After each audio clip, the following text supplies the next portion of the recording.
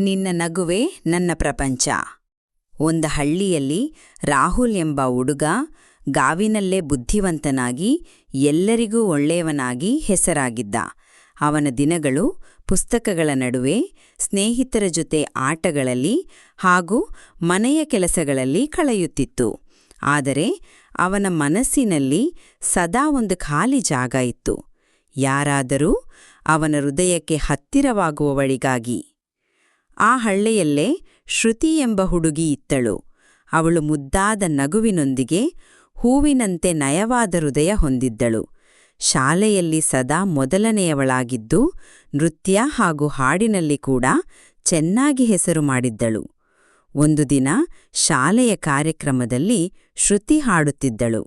ರಾಹುಲ್ ಮೊದಲ ಬಾರಿಗೆ ಅವಳ ಕಣ್ಣುಗಳಲ್ಲಿ ತಾನೇ ತಾನನ್ನು ಕಂಡನು. ಆ ಕ್ಷಣದಿಂದಲೇ ಅವನಿಗೆ ಶ್ರುತಿಯ ಮೇಲೊಂದು ಮೃದುವಾದ ಪ್ರೀತಿ ಹುಟ್ಟಿತು. ದಿನಗಳು ಕಳೆಯುತ್ತಾ ಹೋದವು. ಇಬ್ಬರೂ ಸ್ನೇಹಿತರಾದರು. ಮಳೆಯ ದಿನದಲ್ಲಿ ಒಟ್ಟಿಗೆ ಹಂಚಿಕೊಂಡ ಗೊಬ್ಬರದ ಛತ್ರಿ, ಹಬ್ಬದ ದಿನದಲ್ಲಿ ಒಟ್ಟಿಗೆ ಹೂ ಹಚ್ಚಿದ ದೇವಾಲಯ, ಪರೀಕ್ಷೆಯ ಮುನ್ನ ಒಬ್ಬರಿಗೊಬ್ಬರು ಕೊಟ್ಟ ಪ್ರೋತ್ಸಾಹ ಇವೆಲ್ಲವೂ ಅವರ ಹೃದಯಗಳನ್ನು ಹತ್ತಿರ ಮಾಡಿತು. ಆದರೆ ಶ್ರುತಿ ತುಂಬಾ ಹೆದರಿಕೊಂಡಿದ್ದಳು. ನಮ್ಮ ಮನೆ, ಸಮಾಜ ಏನು ಹೇಳುತ್ತವೆ ಎಂದುಕೊಂಡು ತನ್ನ ಭಾವನೆಗಳನ್ನು ತೋರಿಸಲು ಹೆದರಿಸುತ್ತಿದ್ದಳು. ಒಂದು ಸಂಜೆ ಹೊಳೆಯ ದಡದಲ್ಲಿ ಇಬ್ಬರು ಕೂತಿದ್ದರು. ಚಂದ್ರನ ಬೆಳಕು ಹೊಳೆಯ ಮೇಲೆ ಹೊಳೆಯುತ್ತಿದ್ದಾಗ ರಾಹುಲ್ ನಿಧಾನವಾಗಿ ಹೇಳಿದ, ಶ್ರುತಿ, ನಿನ್ನ ನಗುವೇ ನನ್ನ ಪ್ರಪಂಚ. ನನ್ನ ಬದುಕಿನ ಪ್ರತಿಯೊಂದು ಪುಟದಲ್ಲೂ ನೀನೇ ಇರಬೇಕೆಂದು ಹಾರೈಸುತ್ತೇನೆ.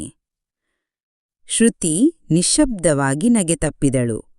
ಕಣ್ಣಲ್ಲಿ ಕಣ್ಣೀರು ಮಿನುಗಿತು. ರಾಹುಲ್, ನನಗೂ ಹೀಗೆಯೇ ಅನ್ನಿಸುತ್ತಿತ್ತು, ಆದರೆ ಹೇಳಲು ಹೆದರಿಸುತ್ತಿತ್ತು. ಅಂದು ರಾತ್ರಿ ಅವರಿಬ್ಬರ ಹೃದಯಗಳು ಒಂದಾಗಿದವು. ಪ್ರೀತಿಯ ಹೊಸ ಅಧ್ಯಾಯ ಶುರುವಾಯಿತು. ಹಾಗೂ ಮರಳಿನ ಮೇಲೆ ಬರೆಯುವ ಹೆಸರುಗಳನ್ನು ಅಲೆ ಅಳಿಸಬಹುದು, ಆದರೆ ಹೃದಯದ ಮೇಲೆ ಬರೆದ ಹೆಸರುಗಳನ್ನು ಕಾಲವು ಅಳಿಸಲು ಸಾಧ್ಯವಿಲ್ಲ.